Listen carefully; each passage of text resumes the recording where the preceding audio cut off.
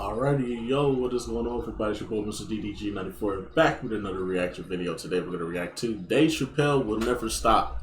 Without further ado, let's get right into it.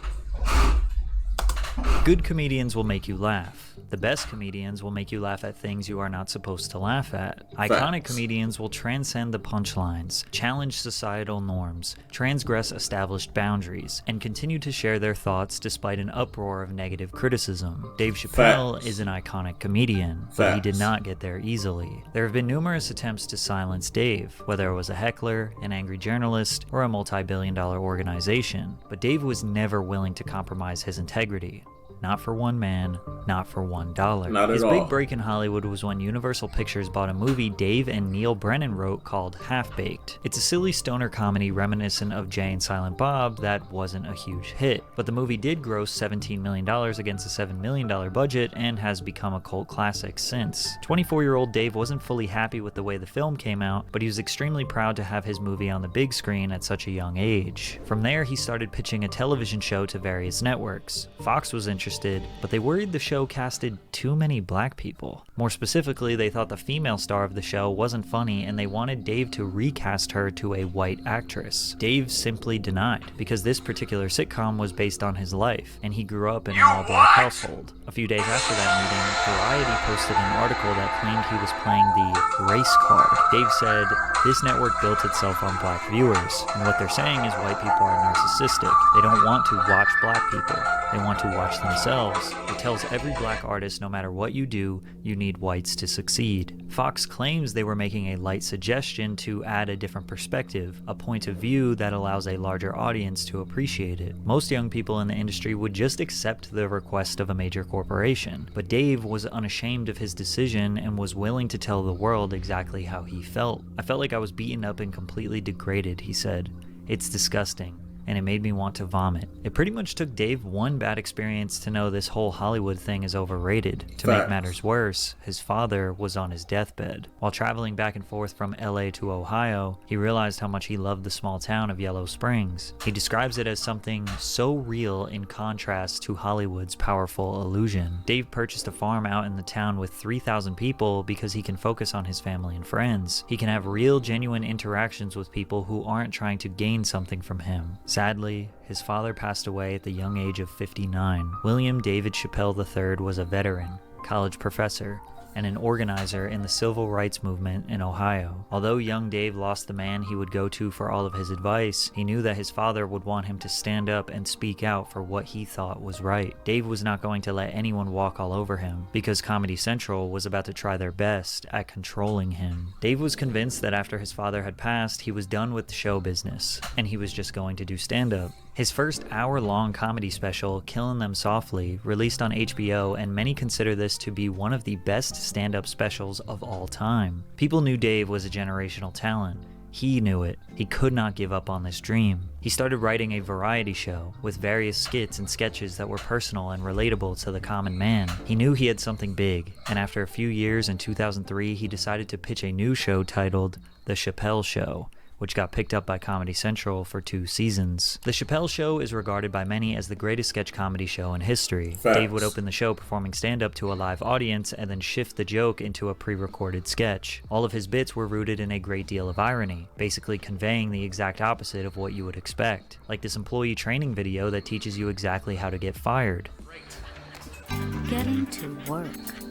First of all, never show up on time. He created characters that would earn die-hard fan bases, like Tyrone Biggums, who was, well, pretty much just a crackhead, or Clayton Bigsby, the world's only black white supremacist. Due to his blindness, he didn't know that he was actually black. Sometimes his characters were just over-exaggerated versions of real people, like Lil Jon or Rick James. Oh, Rick James, bitch. Enjoy yourself. Edgy isn't even a good enough word to describe Dave's humor. He was way over the edge with some of these bits. The most shocking of them all was perhaps the Hard R family, a rich suburban white family whose last name is the nigger family. And it's my favorite family to deliver milk to. The niggas. The very first episode of Chappelle's Show tackled an extremely risky subject, basically becoming a mission statement for the program. If you don't like this, you won't like anything else. Something like the Chappelle Show will never air on TV ever again, but at the time, people loved it. Now, even in 2004, the mainstream media was against shocking, vulgar, and risky entertainment, but they had a little tolerance.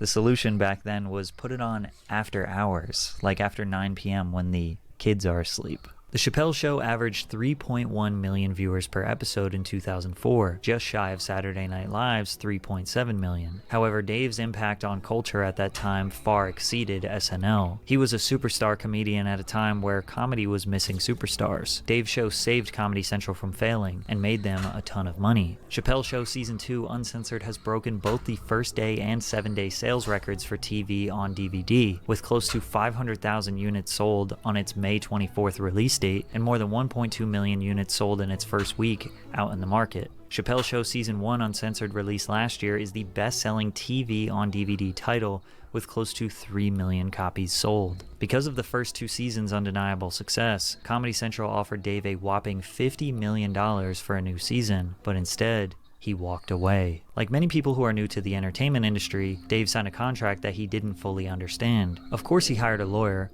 but ultimately he knew this show was great for his career and he would make good money. What could possibly go wrong? Dave says he never got paid for the Chappelle Show because the contract said Comedy Central didn't have to pay him. This contract also said that they have the exclusive right to use the name and likeness of the artist in perpetuity throughout the universe in any and all media known or invented in the future. On top of them literally owning him, Dave just straight up didn't like the fame and attention. He just liked comedy. But even that was getting ruined. One night while he was performing in Sacramento, California, he walked off the stage after berating his audience for constantly shouting, "I'm Rick James, bitch," which had become a catchphrase from the popular Rick James sketch on his show. Stand-up is the most important thing I do, and because I'm on TV, you make it hard for me to do it, he said. The show is ruining my life, Chappelle told the crowd. Besides requiring him to work 20 hours a day, it has made him a star, which has resulted in the inability of fans to treat him as an individual. So when Comedy Central offered him $50 million, it came with stipulations. He had to get approvals on certain jokes. He didn't have full creative control, and they worked him like a dog. It wasn't worth the money. So one day, he just walked off set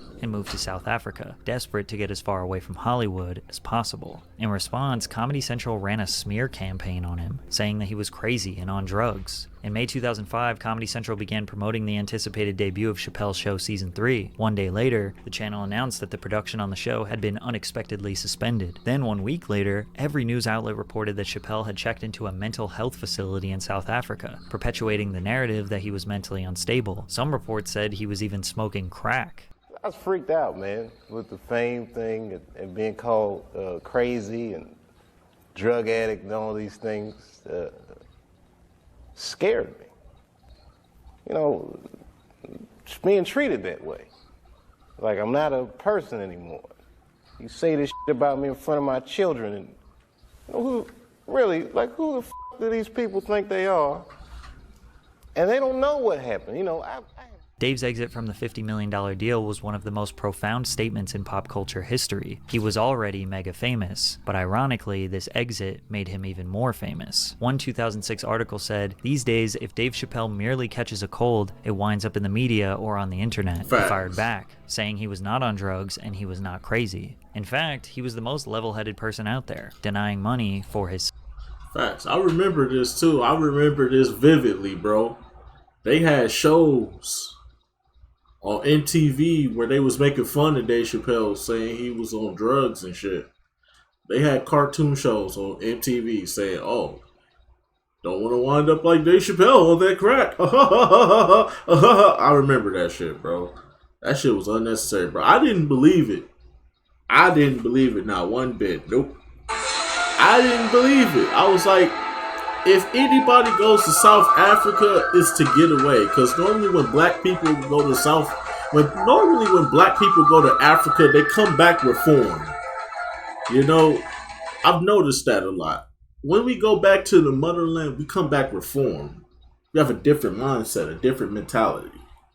You know, that's always been one of my major goals, is to go to Africa, you know, and be one with my peoples. You know what I'm saying?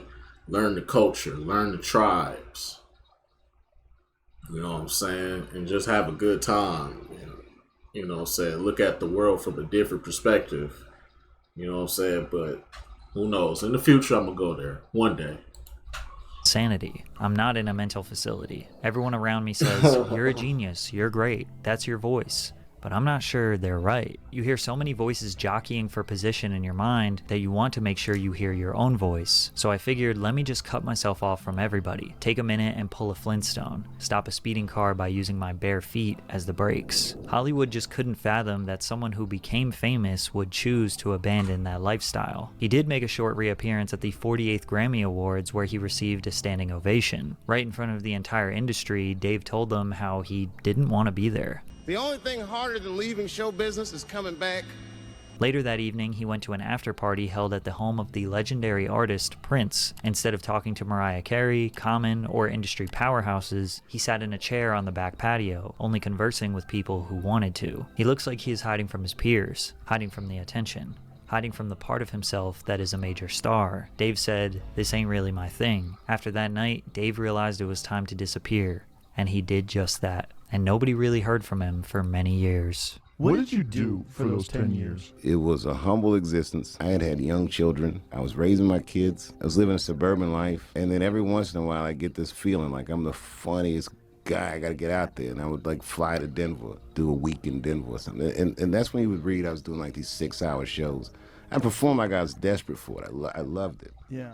He rode across the country on a motorcycle, focused on raising his children, maintained good standing relationships with his friends. He lived an extremely normal life, just like me and most of you watching this video. Dave would only make selective appearances from 2005 to 2016. He had a few random stand-up performances here and there. One of them even broke a world record. A 6-hour and 7-minute set at the Laugh Factory became the longest comedic performance in history. He performed at the Oddball Comedy Tour in 2013, doing large arenas around the country. In Hartford, Connecticut, he was booed and heckled during his entire set.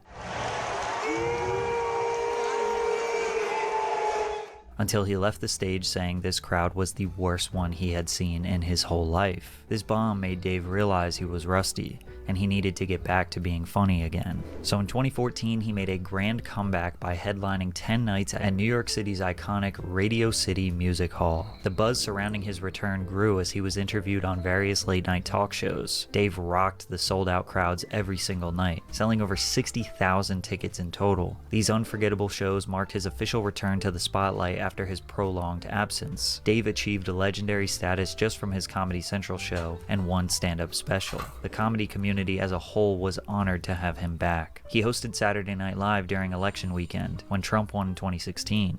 Donald Trump, he did it. He's our president. I feel bad saying it. I'm staying in a Trump hotel right now. I don't know if he's gonna make a good president, but he makes a swell hotel suite. I'm gonna tell you that. Facts. Housekeeping comes in the morning and cleans my room, and I just, hey, good morning, housekeeping. Grab a big handful of pussy and say, you know. Boss said it was okay.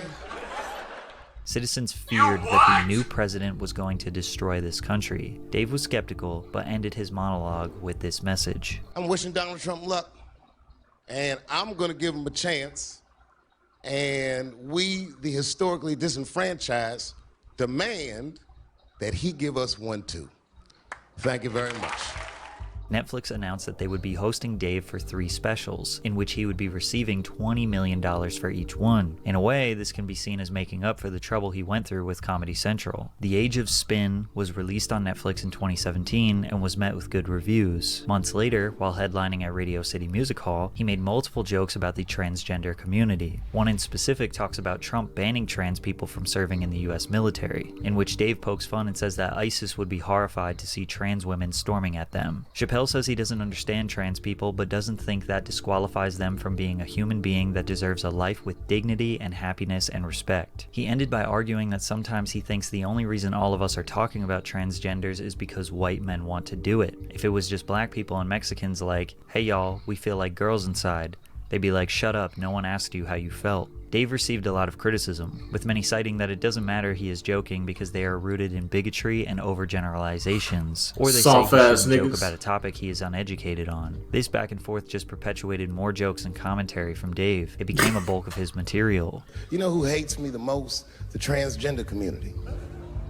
Despite the controversy, his comeback was receiving all the praise. In 2017, Chappelle received a Grammy Award for Best Comedy Album for his first two specials, The Age of Spin and Deep in the Heart of Texas, and later that year would go on to receive an Emmy Award and another Grammy for Outstanding Variety Special for Equanimity. He also won the Mark Twain Prize for American Humor, but it was in 2019 where the backlash reached new heights. Sticks and Stones released on Netflix in 2019, and Dave didn't hold back on this one. Me Too, gun control, opioid crisis, cancel culture, and of course the transgender community. He covered every hot button topic in one special. Sticks and Stones marks a shift. This performance felt way more like a piece of social commentary rather than stand-up comedy, at least in the first half. Now I think this goes without saying, but comedy is extremely nuanced. Cherry-picking clips and bits can often remove the necessary context that sells a joke. NBC said that today's context-free Twitter culture is preventing Dave from thriving. You're either fighting President Donald Trump or you're a MAGA apologist. You're either believe all women or you're anti-Me Too, and that black and white world is not one in which Dave Chappelle has ever operated, particularly now. Many people read headlines and tweets, then form opinions without actually digesting the material. However, even those who did fully digest the special still were not impressed. Sticks and Stones registers as a temper tantrum, the product of a man who wants it all: money, fame, influence, without much having to answer to anyone. Forbes chimed in with, "Dave Chappelle's Sticks and Stones tries too hard to offend." Comedians have always made jokes about current societal standards and political climates. Discussing societal issues mixed in with quips and bits make their performances relatable, but not too serious. Dave and many people in defense of comedy argue that nothing is off limits when it comes to jokes, but opposers pick and choose what is allowed to be joked about. At this point, we're re-entering a familiar cycle. Chappelle releases a special on Netflix, he says something incendiary, it's quoted back to him in a headline, and Chappelle reacts to the criticism in another Netflix special. But this isn't necessarily a bad thing. A comedian is not absolved from criticism, and critics don't have to think someone is funny. This cycle is a product of free speech, and any sane human understands both sides are allowed and should speak their mind. One person who knows that the most is Dave Chappelle, who boycotted his own show because he felt like it. In 2020, Viacom, the owner of The Chappelle Show, licensed the show to Netflix and HBO Max without providing Dave with any compensation and without making him aware of the deal. He was aware that it was legal in the court of law, as it was stated in the contract he signed during the show's initial negotiations, but he saw the move as unethical. In a video released by Dave titled Unforgiven, he would ask his fans to boycott the show on HBO until he was paid, citing the ethical obligations of Viacom to pay him what he was owed. Since he had such a good relationship with Netflix, he was furious they did this to him because of how badly Comedy Central treated him. So you know what I did? I called them and I told them that this makes me feel bad. And do you want to know what they did? They agreed that they would take it off their platform just so I could feel better.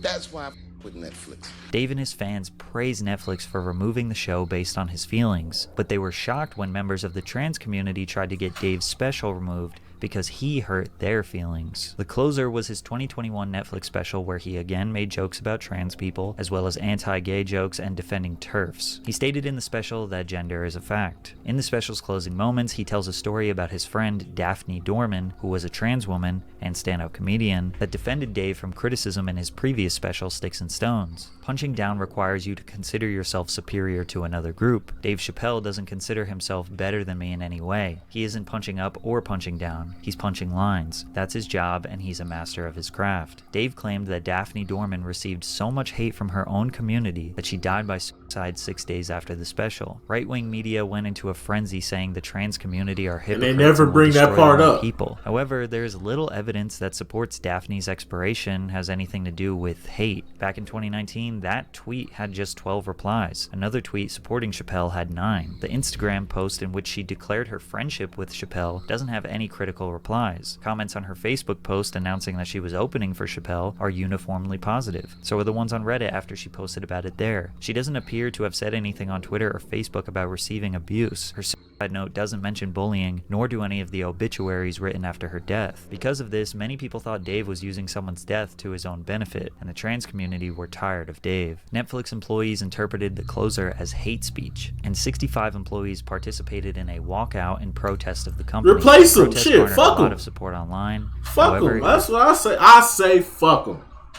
That's what I say. If I was Netflix, I'd be like, oh, y'all walking out? You're fired, you're fired, you're fired, you're fired, you're fired, you're fired. Bring them new hires in. The interns we got on the basement, yeah, bring them up. They can come in now. We can get some new interns. We can get some new interns. It's a new sucker every day. It's a new sucker every day. Come on now. Come on now. It's a new sucker every day. You think we give a fuck? That's what I'd do if I was Netflix. You think we give a fuck? You think we give a fuck? Dave is out here making us money. You think we finna fuck up the money for your feelings? Hell no. Fuck that shit, bro. Never. If I was Netflix, I would never compromise. Fuck them. If y'all feel that way, y'all feel that way, bro. We done enough as is. We done gave y'all own category. We done gave y'all, we done put so many fucking movies on there that relate to y'all. We done did all this shit. We done put all this money and investment in y'all. Y'all mad because a nigga telling jokes? It's a fucking job. The fuck are you mad at? Fuck out of here, bro. I don't give a fuck, bro. Niggas so sensitive now. Niggas act like we just supposed to bow down and just be all inclusive. We all don't have the same feelings, bro. Like I don't have any animosity in my heart towards gay people.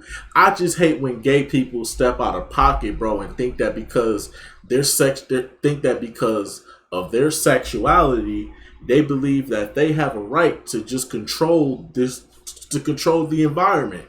And that's not how it's supposed to go. I hate how they're trying to control the environment. They're trying to control the kids. They're trying to control our freedom of speech. We can't say nothing about them. No, we can say whatever the fuck we want to say. We can feel however the fuck we want to feel. We don't have to like you, bro. Nobody in this world is supposed to be forced to like or compromise with anyone or anything of any entity. Not at all. If a white man don't like black people, that is his motherfucking right. I ain't gonna sit up here and tell him, man, he should respect me as a black man. If he don't like me, that's fine. I ain't gotta talk to him, he ain't gotta talk to me. He over there, I'm over here. You know what I'm saying? As long as our paths don't cross, nothing's gonna happen. Cause 9 times out of 10, nothing never happens. So why the fuck would I be mad because he don't like black people? I don't give a fuck. I don't give a fuck.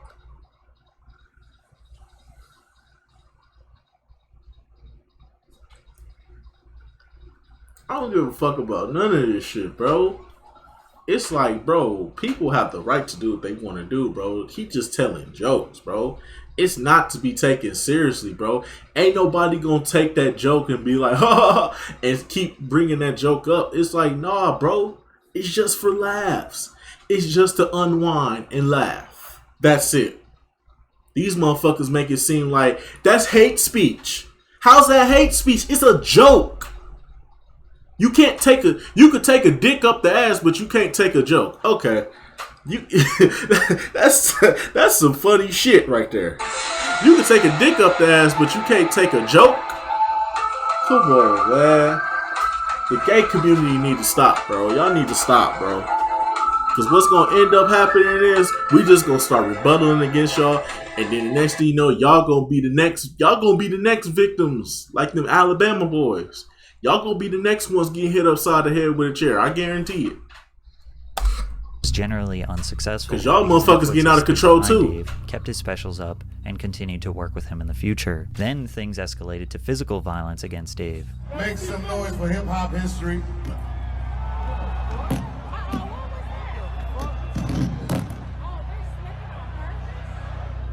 Isaiah Lee was the name of the suspect who later admitted why he attacked the comedian. I identify as bisexual, and I wanted him to know what he said was triggering. I wanted him to know that next time he should consider first running his material by people it could affect. Nigga, fuck you, nigga. And when we see you on the street, nigga, when they release your ass, nigga, that's what you get. Chitty chitty bang bang. That's what you get, nigga, on everything, nigga. It ain't no games being played out here, bro. You are a bitch, bro. Bitch ass nigga. That's what you deserve, nigga. You deserve that. You deserve to get. Matter of fact, we ain't even gotta shoot the nigga. Let's just beat the nigga. Let's just beat the nigga worse than what he got did at the fucking comedy show. This bitch ass nigga right here, man. You a bitch, bro. You a whole bitch, bro. I hope they beating your ass in jail, bro. Hope they knocking you the fuck out every night, nigga. Before you go see, oh, you want to choke comedians now, huh? You want to choke comedians now, nigga? They choking you out. They beating your ass. I hope they treating you bad up in there, boy. I hope you getting treated bad up in their prison, boy. I hope it, bro. I wish it for you. Faggot ass nigga.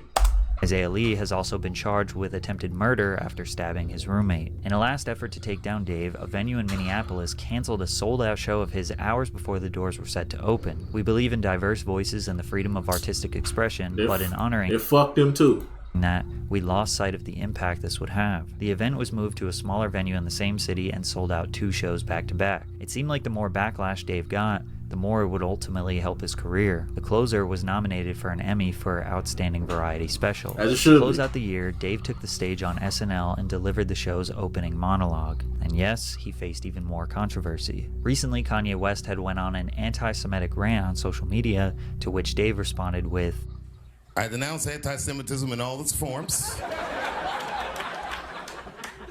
And I stand with my friends in the Jewish community. And that, Kanye, is how you buy yourself some time.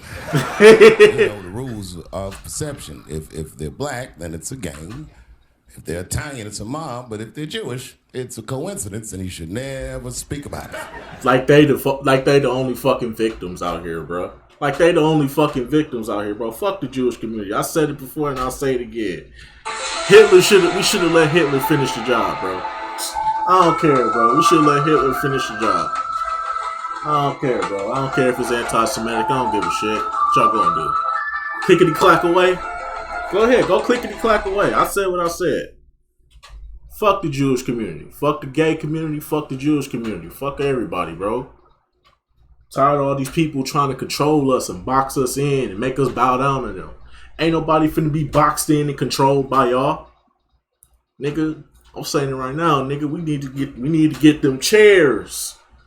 We need to get them chairs and just start going WWE on niggas, bro. For real, bro. We need to, bro. Fuck these niggas, bro. Fuck these gay niggas. Fuck these Jewish niggas.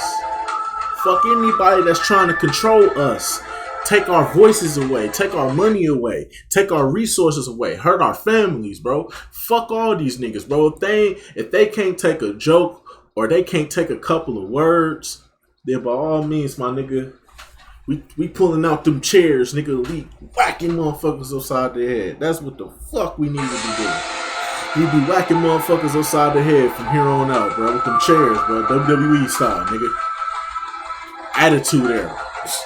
Rock and Stone Cold, nigga. Everybody getting chair shots to the head, nigga. Fuck out of here. Despite Dave obviously disagreeing with Kanye, his jokes entertain the possibility that some of what Ye said holds an ounce of truth, which led to even more critics calling Dave anti-Semitic. He ended the monologue with a message. It shouldn't be this scary to talk about anything. Facts. It's making my job incredibly difficult. To be honest with you, I'm getting sick of talking to a crowd like this. Facts. I love you to death. And I thank you for your support. And I hope they don't take anything away from me. Whoever they are. Some people think that Dave's legacy has been tainted by hardcore transphobia, No. or trying too hard to be controversial. It's been strengthened. It's proven that he's today's Richard Pryor. Let's put it like that. He is today's Richard Pryor. I ain't saying he on the level of Richard Pryor. Richard Pryor is a bad motherfucker, but he's on that level. He's on that level where we can honestly say in this generation, in this era,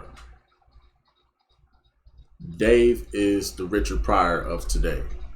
Don't give a fuck. He says what the fuck needs to be said, and he does it in the most cleverest of ways, bro. Shout out to Dave Chappelle, bro, for just staying true to who he is. Shout out to my Virgo brethren, you know what I'm saying? Virgo gang in the building. You already know Virgo season on the way. 2 more weeks. Virgo season on the way. You know, we already start off we start our Virgo season every year with the Bean, the Mamba himself. Kobe Bryant. Shout out to the Virgos, man. We doing this shit. You know what I'm saying? Then a couple days after that, my birthday go through. Then Dave Chappelle birthday go through. Then Michael Jackson birthday go through. Then Beyonce birthday go through. And then it's a whole... the September Virgos, they go crazy. I ain't gonna lie. The September Virgos go crazy. But they ain't got Michael Jackson, so we good. We got to go. we got 3 goes. We got Kobe, Dave... got Kobe, Dave, Michael, all of his Virgos. We in the building. What's up?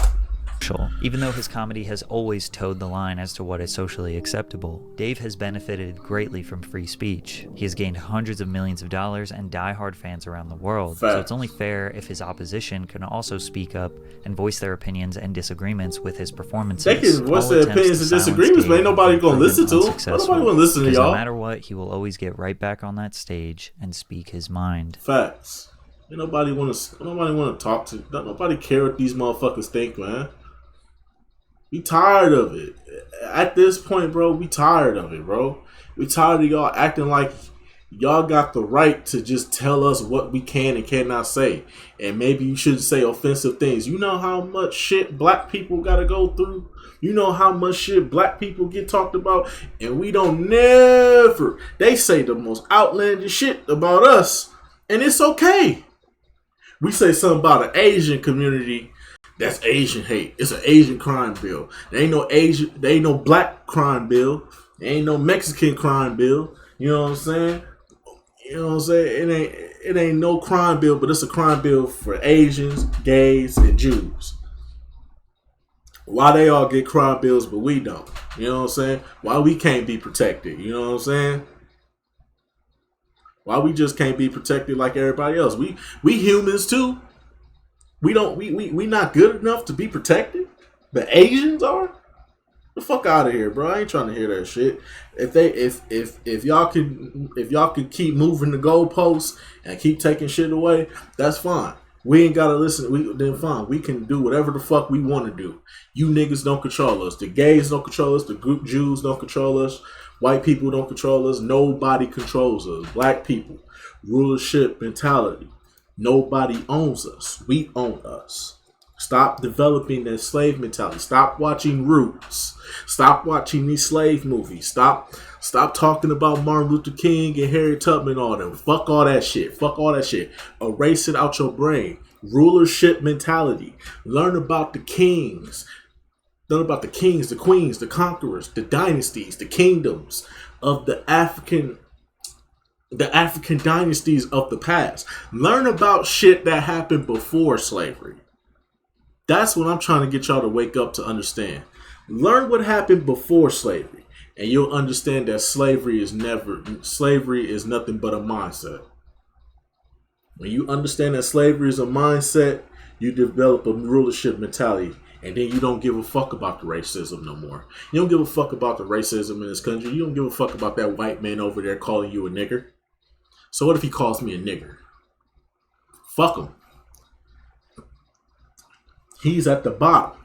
When you realize that motherfucker over there that's calling me a nigger is really at the bottom, he fears me. He fears me because I could walk over there like I'm King Tut. You know what I'm saying? And I could say, could you repeat that again for me, sir? I didn't hear you very quickly. I ain't say nothing, buddy. I ain't say nothing. And they walk away.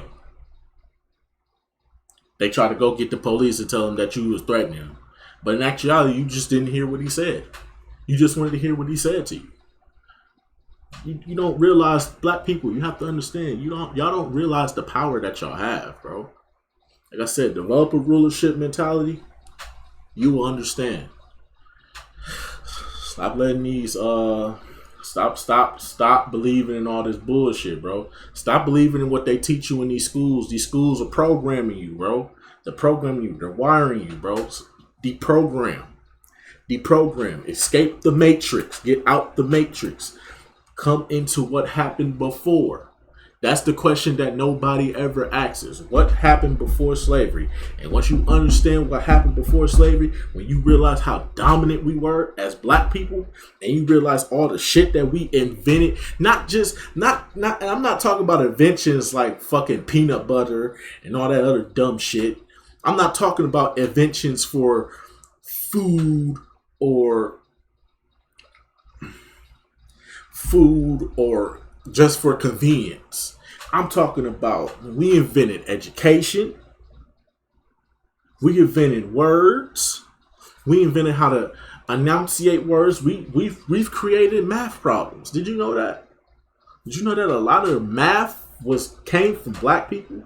And that's how we figure shit out. Do you know that we figured out the solar system before technology came into play? Do you know that we did that? And we didn't even have rockets back then. We didn't go up in the air. We just knew.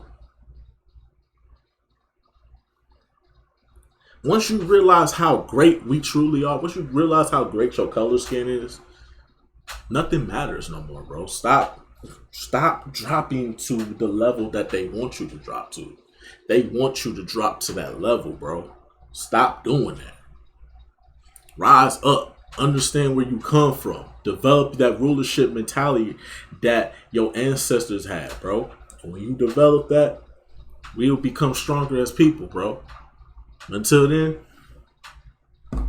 you gotta get out the matrix. I can't help you. You gotta find that door yourself. Till then, peace out.